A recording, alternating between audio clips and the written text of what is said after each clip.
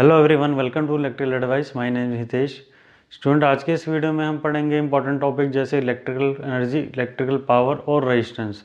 Resistance को हम detail में पढ़ेंगे क्योंकि आपके कम्पिटिटिव एग्जाम के हिसाब से बहुत इंपॉर्टेंट है, क्योंकि रेजिस्टेंस के टॉपिक में से ज़रूर या तो थ्योरी पे क्वेश्चंस आते हैं या फिर न्यूमेरिकल के ऊपर क्वेश्चंस आते हैं।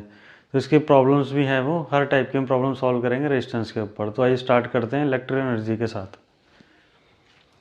स्टूडेंट, इलेक्ट्रिकल एनर्जी क्या होती है हम डायग्राम से देखते हैं। सपोज हमारे पास एक रेजिस्टेंस है R, उसको हमने एक बैटरी से कनेक्ट किया है। बैटरी का पॉजिटिव टर्मिनल है, ये नेगेटिव टर्मिनल है। जब हम बैटरी कनेक्ट करेंगे रेजिस्टेंस के साथ तो करंट फ्लो करेगा सर्किट के अंदर। तो मूविंग स्ट्रीम जो करंट है वो हाई पोटेंशियल लो पोटेंशियल की तरफ मूव करता है। करंट जो है वो नेगेटिव से पॉजिटिव की तरफ फ्लो करते हैं। तो ये जो डायरेक्शन हमारी मूविंग स्ट्रीम ऑफ इलेक्ट्रॉन्स की डायरेक्शन है। तो जब ये इलेक्ट्रॉन्स मूव करेंगे तो कुछ ना कुछ वर्क डन करेंगे। तो डेफिनेशन के अकॉर्डिंग क्या होगा, जो total amount of work done हो in an electrical circuit is called electrical energy. जितना भी उन्होंने इलेक्ट्रॉन ने मूव करने के समय वर्क किया है उसको हम बोलते हैं इलेक्ट्रिकल एनर्जी। तो हम अगर डेफिनेशन से देखते हैं, B is equal to work done per unit charge. तो हम वर्क डन फाइंड आउट करना है कितना वर्क डन है, उसी को हम इलेक्ट्रिकल एनर्जी कहते हैं। Work done is equal to cross multiply करते हैं, हमारे पास आएगा V इंटू क्यू। जो Q होता है हमें पता है चार्ज होता है इज इक्वल टू IT। तो यहाँ हम IT पुट कर देंगे, तो यहाँ पे बन जाएगा V इंटू IT। अगर हम ओम्स लॉ के अकॉर्डिंग देखते हैं तो V is equal to IR होता है।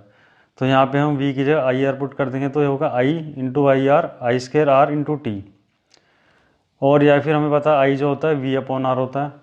यहाँ से I is equal to V upon R होता है। तो यहाँ पे हमारे पास हो जाएगा V स्क्वायर इंटू R। तो ये तीनों फॉर्मूले हमारे लिए बहुत इंपॉर्टेंट है, क्योंकि इनके ऊपर न्यूमेरिकल जरूर आता है कॉम्पिटिटिव एग्जाम में। अगर हम यूनिट की बात करते हैं इलेक्ट्रिक एनर्जी की, उसको हम वाट सेकंड कहते हैं या जूल कहते हैं। प्रैक्टिकल यूनिट की बात करते हैं, प्रैक्टिकल और कमर्शियल यूनिट जो होते हैं इलेक्ट्रिक एनर्जी की वो किलोवाट होते हैं, या इसको हम बोर्ड ऑफ ट्रेड भी कहते हैं। कई लोगों को इसके बारे में नहीं पता। किलोवाट आर को काफ़ी लोग जानते हैं, तो किलोवाट आर, और इसको हम बोर्ड ऑफ ट्रेड यूनिट भी कहते हैं। कमर्शियल या प्रैक्टिकल यूनिट है हमारे पास किलोवाट आर या बोर्ड ऑफ ट्रेड। ये देखिए, ये आपका जो फार्मूला है ये आपके SSC JEE एग्जाम में कई बार पूछा गया है। 1 किलोवाट आर कितने जूल या वाट सेकंड के बराबर होता है। तो हम इसको कैलकुलेट करते हैं। 1 किलो 1000 के बराबर होता है वाट के, और आर 1 आर में कितने सेकंड होते हैं, 60 इंटू 60 3600 सेकेंड होते हैं वाट सेकंड और जूल। तो हम इन सबको मल्टीप्लाई करेंगे, 6 इंटू 6 36 इंटू 1 2 3 4 5 हमारे पास 0 है। तो 36 इंटू 10 की पावर 5 वाट सेकंड या जूल। बहुत इंपॉर्टेंट है, आपके एग्जाम में कई बार आ चुका है इसके ऊपर न्यूमेरिकल की 1 किलो वाट में कितने जूल होते हैं। तो 1 kilo watt is equal to 36 into 10 की पावर 5 वाट सेकंड या जूल। ये आपने याद रखना है, और इसके यूनिट भी याद रखने हैं, वाट सेकंड और जूल। ये टॉपिक बहुत इंपॉर्टेंट है। इलेक्ट्रिकल पावर की बात करें तो हम जिस दर से वर्क डन होता है इलेक्ट्रिकल सर्किट में उसको हम कहते हैं इलेक्ट्रिकल पावर। डेफिनेशन के अकॉर्डिंग देखिए तो the rate at which work is being done in an electrical circuit is called electrical power. जिस रेट से या जिस दर से वर्क डन होता है इलेक्ट्रिकल सर्किट में उसको हम बोलते हैं इलेक्ट्रिकल पावर। यूनिट की बात करें तो power is equal to work done per unit time. Work done हमने देखा ना था V क्यू, और हम इसको लिख सकते हैं V इंटू IT। टाइम को हम T से डिनोट करते हैं, तो T से T कैंसिल हो जाएगा, हमारे पास बचेगा VI।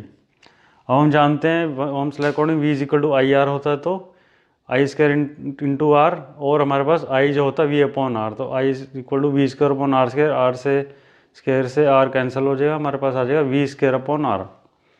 तो हमारे पास ये तीनों जो हमारे पास फार्मूले हैं ये हमें याद होने चाहिए। इसके ऊपर भी न्यूमेरिकल बहुत आते हैं कॉम्पिटिटिव एग्जाम में। यूनिट की बात करते हैं, यूनिट जो है पावर की है वाट है। अगर हम बिगेस्ट यूनिट की बात करते हैं, बिगेस्ट यूनिट जो होता है वो किलोवाट होता है। 1 kilowatt is equal to 1000 watt. Example के तौर पे देखिए, हमारे पास बल्ब है एक 60 वाट का। उसका मतलब क्या है, जो 60 वाट का बल्ब है वो 60 जूल ऑफ एनर्जी कंज्यूम कर रहा है पर सेकेंड में। अब एनर्जी कंज्यूम करना ये मतलब नहीं है कि एनर्जी डिस्ट्रॉय हो रही है। एनर्जी कंज्यूम करने का मतलब है कि एनर्जी कन्वर्ट हो रही है। बल्ब है तो वो क्या कर रहा है, एनर्जी को कन्वर्ट कर रहा है वो लाइट एनर्जी में और हीट एनर्जी में। स्टूडेंट रेजिस्टेंस तो हमने लास्ट हमारी वीडियोस में पढ़ लिया था।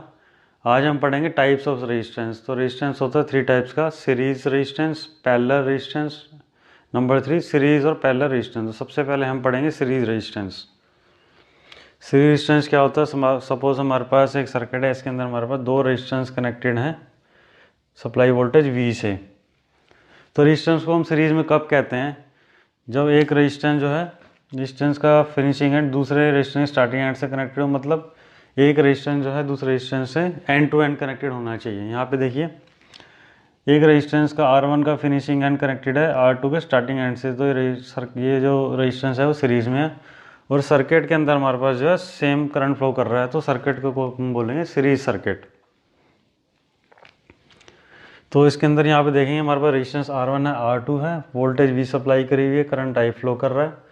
वोल्टेज ड्रॉप जो है R1 के अक्रॉस जो हो रहा है V1, वोल्टेज ड्रॉप जो हो रहा है R2 रेजिस्टेंस के अक्रॉस V2। तो हम लिख लेंगे V is equal to total voltage होगी हमारे पास, total voltage equal to V1 plus V2, V1 plus V2। Ohm's law के अकॉर्डिंग हम जानते हैं V is equal to IR होता है, तो यहाँ पे V is equal to I into R, क्योंकि I हमारे पास करंट है टोटल, R टोटल रेजिस्टेंस है, V टोटल वोल्टेज है, is equal to V1 is equal to IR1 और V2 is equal to IR2। यहाँ से हमें I कॉमन आ जाएगा, R1 प्लस I2 ब्रैकेट में आ जाएंगे, यहाँ से I और I कैंसिल हो जाएंगे। तो रेजिस्टेंस हमारे पास जो आ जाएगा R1 प्लस R2, सीरीज में जो रेजिस्टेंस होता है वो सिंपली ऐड होता है। तो हमारे पास आ जाएगा टोटल रेजिस्टेंस जो है R is equal to sum of individual resistance, जो सम है हमारे पास इंडिविजुअल रेजिस्टेंस R1 R2 उसका सम आ गया। ये जो है हमारे पास सीरीज के अंदर रेजिस्टेंस होता है, सिंपली हम रेजिस्टेंस को ऐड कर देते हैं सीरीज के अंदर।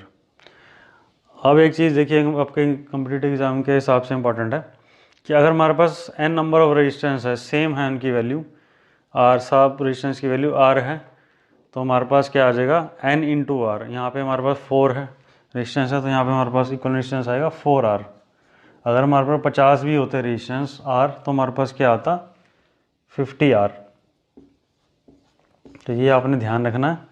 अगर हमारे पास रेजिस्टेंस की वैल्यू सेम है सब रेजिस्टेंस की और वो n नंबर्स में है, तो n into R। Next topic है हमारा रेजिस्टेंस इन पैरेलल। तो हमारे पास एक सर्किट है, इसमें रेजिस्टेंस जो है पैरेलल में कनेक्टेड किया गया।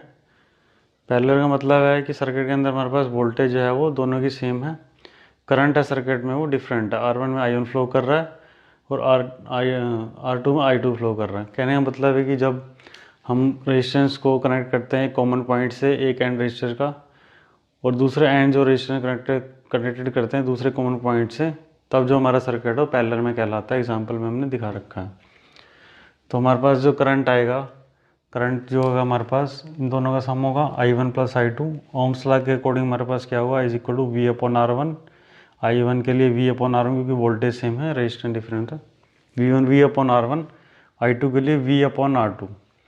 तो I जो है हमारे पास V अपॉन R है ओम्स लॉ के अकॉर्डिंग, तो यहाँ से V कॉमन आ जाएगा और कैंसिल हो जाएगा, हमारे पास बचेगा V 1 upon R is equal to 1 upon R1 plus 1 upon R2। इसको हम सॉल्व करेंगे, उसके बाद हम रेसिप्रोकल लेंगे इसका, तो हमारे पास रेजिस्टेंस जो आएगा हमारे पास R1 R2 upon R1 plus R2, ये हमारे पास रेजिस्टेंस की वैल्यू आ जाएगी। तो हमने जैसे लास्ट सीरीज सर्किट में देखा था कि अगर हमारे पास n नंबर से रेजिस्टेंस होते हैं तो उसका जो हमारे पास सोल्यूशन आता है n इंटू R होता है। लेकिन पैरेलल में क्या होगा, अगर हमारे पास n number of same value resistance है कनेक्टेड है पैरेलल में, तो हमारे पास आंसर आएगा R बाई n। हमारे 50 रेजिस्टेंस है सेम वैल्यू के, तो हमारे पास 5 मान लो हर एक रेजिस्टेंस की वैल्यू, तो 5/50 हमारे पास आंसर आएगा। स्टूडेंट नेक्स्ट वीडियो में हम पढ़ेंगे सीरीज पैरेलल कम्बिनेशन जो होता है रेजिस्टेंस का, उसको हम कैसे सॉल्व करते हैं। उसके साथ साथ हम ऐसे न्यूमेरिकल करेंगे जो आपके कॉम्पिटिटिव एग्जाम में ज़रूर आते हैं। तो हम हर टाइप के जो है रेजिस्टेंस के ऊपर न्यूमेरिकल करेंगे, तो नेक्स्ट वीडियो को ज़रूर देखें। आज का वीडियो देखने के लिए धन्यवाद। कोई क्वेरी है, कमेंट है तो कमेंट सेक्शन में कीजिए। Thank you, have a nice day.